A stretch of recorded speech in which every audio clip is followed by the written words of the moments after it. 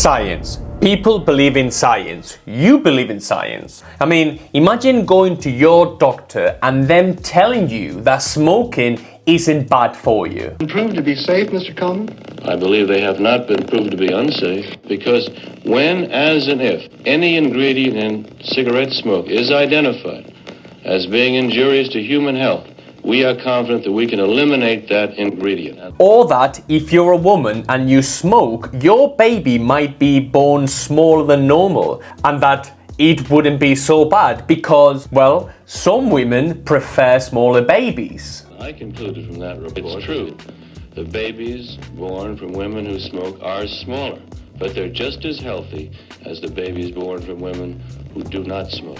What about the higher And rate? some women would prefer having smaller babies.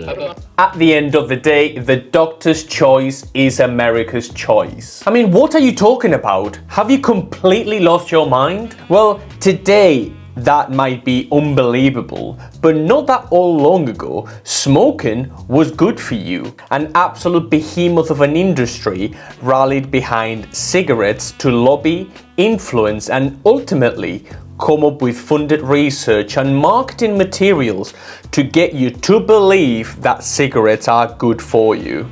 And something very similar, if not equal, is happening with dogs and cats really. These Kibble companies control everything to such an extent that they are deeply entrenched in veterinary schools. In revealing documents evidence, we see that these companies have given grants, sponsorships, awards with the company's name on it. They have given bursaries and scholarships to veterinary students in UK universities and beyond. More egregiously, they supply free pet food for people to make money off of and write up textbooks and teaching aid. Oh, and research too. They pay for research too. Does this ring a bell? Anything to convince you that their stuff is good for you. Strong scientific evidence drives how our nutritional products are created, and the evidence that we wrap our messages to practitioners is in many cases grade 1 or grade 2, which is the strongest possible, said Dr. Mary Beth Leininger, Hill's Director of Professional Affairs and past president of the AVMA. The main problem here, you see, is that your dog or cat cannot talk and tell you how they feel for themselves. You see, if I eat McDonald's or KFC, and let me tell you something, I absolutely love me some really good fast food, but I do feel terrible. The combination of sugar and salt and wheat and carbohydrates and protein, all cooked at very high temperatures, makes the food absolutely delicious. But the next day, you do feel the consequences. Our dogs and cats cannot talk, and they cannot tell us how all these ultra-processed foods, albeit veterinary recommended, are negatively affecting their health. I mean, we currently have an obesity epidemic in developed countries.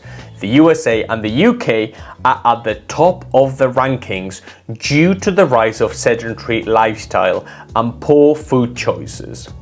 These poor dietary choices we give our pets are contributing to an absolute explosion of health issues, obesity, diabetes, heart disease, arthritis, etc., etc. I mean, this sounds like as if fast food was good for you. Just like, remember when cigarettes were good for you? And again, many people will point at studies, research, and veterinarian recommendations that tell us these foods are not only appropriate for our pets, but they are actually the best. Many will point at the nutrients of these foods and tell you they are formulated especially for our pets, with a balance of phosphorus, calcium, potassium, etc. But hold on, I have actually seen that movie before, and I think you have too. Well, look at these. Look at cereal. To narrow it down, to make sure you're getting something healthy for you and your family, I like to use the 3-3 rule. Meaning, I don't want to spend more than 3 grams of fat on a cereal, and I want at least 3 grams of fiber. So when I'm looking at, say, Cheerios, I look at total fat. I've got 2 grams of fat here, so great. I met my fat guideline. Fiber, 3 grams. So fantastic. Meets the criteria. Kellogg's Smart Start would meet the criteria. Post Raisin Bran would meet the criteria. If I come across something that's maybe a little shy on fiber, like Special K, only a half a gram of fat here, but I don't even have 1 whole gram of fiber in that cereal. Not to say that it's a bad choice, but maybe I mix it with something like All Bran, which in a half a cup of All Bran, I've got 10 grams of fiber. I put a little bit of this All Bran into my Special K. I just increased the fiber of that cereal and made it a fine choice.